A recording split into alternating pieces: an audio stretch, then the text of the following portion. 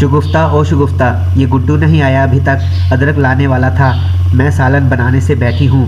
راشدہ بیگم نے زور زور سے آوازیں لگائیں تو کچن میں کام کرتی شگفتہ اور کمرے میں اپنی 6 ماہ کی بچی کو سلاتی نازش جلدی سے باہر آئیں۔ مبادا ان کی ساس کو کوئی ضروری کام تو نہیں؟ ساس کی بات سن کر شگفتہ بغیر کوئی جواب دیے دوبارہ اندر چلی گئی اور کچن میں جا کے دل کی بھڑاس نکالی۔ ماموں کی پینشن ہے اور گڈو بھی ان کی ہتھیلی پر پیسے رکھتے ہیں، پھر بھی مامی 10 روپے کی ادرک کے لیے بھی گڈو کا انتظار کر رہی ہیں۔ عجیب ناانصافی ہے، سب کام گڈو ہی کرے۔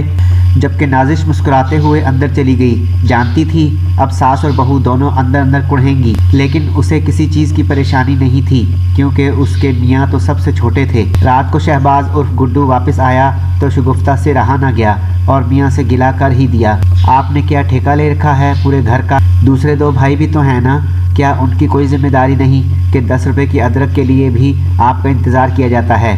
گڈو نے پل بھر کے لیے بیوی کو دیکھا جس کی آنکھوں میں شکوہ تھا، ناراضی تھی۔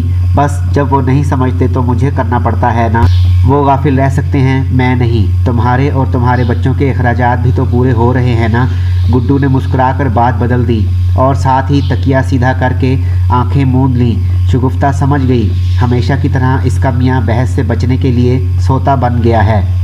اگلے دن شگفتہ نے فجر کی نماز کے لیے گڈو کو اٹھایا تو وہ نہ اٹھا۔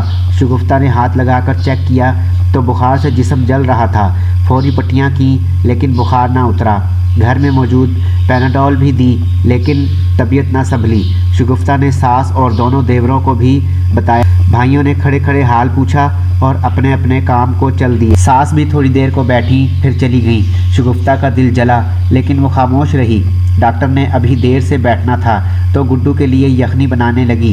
دیکھا تو کافی چیزیں نہیں تھیں، چادر اوڑھی، ساس کو بتایا اور بازار چلی گئی۔ واپس آئی اور آ کر یخنی چڑھا دی۔ بخار کی شدت کم تھی لیکن پورا اترا نہ تھا۔ تم خود بازار گئی تھیں؟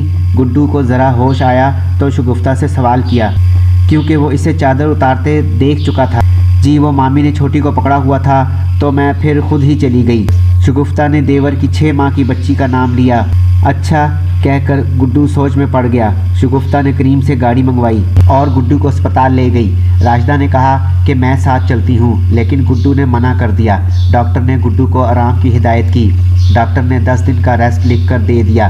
گڈو کا جنرل سٹور بھی تھا اور ساتھ واسا میں جاب بھی، اس لیے 10 دن کا سن کر وہ پریشان ہو گیا، لیکن شگفتہ نے تسلی دی اور کہا کہ دونوں بھائی سٹور کچھ دن دیکھ لیں گے، آپ ریسٹ کریں۔ دفتر سے تو چھٹی لے لی، اس کی پریشانی نہ تھی، لیکن سٹور مسلسل تیسرے روز بھی بند رہا تو گڈو نے حامد اور ناصر دونوں کو باری باری کہا کہ تھوڑی دیر بیٹھ جایا کریں، لیکن دونوں بھائیوں نے فوری منع کر دیا کہ دفتر سے تھک ہار کر آنے کے بعد سٹور نہیں کھول سکتے۔ گڈو خاموش ہو گیا، یہ تک نہ کہہ سکا کہ میں بھی تو دفتر کے بعد ہی کھولتا ہوں اور پھر گھر کے بل اور کچن اسی کی کمائی سے چلاتا ہوں۔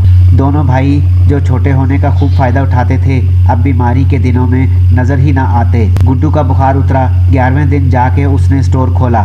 گھر واپس آنے پر ماں نے بجلی کا بل اور سودے کی لسٹ یہ کہتے ہوئے تھما دی، شکر ہے تو ٹھیک ہو گیا ورنہ یہ گھر کیسے چلتا۔ اخراجات منہ پھاڑ کے کھڑے ہوتے ہیں۔ تیری بھابھی کے بھائی کی شادی بھی آ رہی ہے، کہہ رہی تھی کہ گڈو بھائی سے کہیں کوئی کمی نہ رہ جائے۔ گڈو نے لسٹ پکڑی، ایک نظر دیکھی اور ماں کو تھما دی، امی اس میں صرف اپنا، میرا اور میرے بیوی بچوں کا سامان لکھیں، وہ دونوں اب چھوٹے نہیں ہیں، اپنا بوجھ خود اٹھائیں۔ گڈو کے لہجے میں کچھ تھا جس نے راشدہ بیگم کو ہمیشہ کا راگ الاپنے سے روک دیا، ورنہ انہوں نے یہی کہنا تھا، تو بڑا ہے وہ چھوٹے ہیں، تیرا باپ بھی نہیں، اب تیرا فرض ہے ان کی مدد کر۔ کھڑکی میں کھڑی شگفتہ نے اللہ کا شکر ادا کیا کہ 10 دن کا بخار تھا، اتر تو گیا لیکن عقل دے گیا۔ اگر آپ کو ہماری ویڈیوز پسند آ رہی ہیں تو ہمارے چینل کو سبسکرائب کریں، لائک کریں اور دوسروں کے ساتھ شیئر کریں۔ انشاءاللہ پھر ملتے ہیں اگلی ویڈیو میں ایک نئی دلچسپ کہانی کے ساتھ۔ شکریہ، اللہ حافظ۔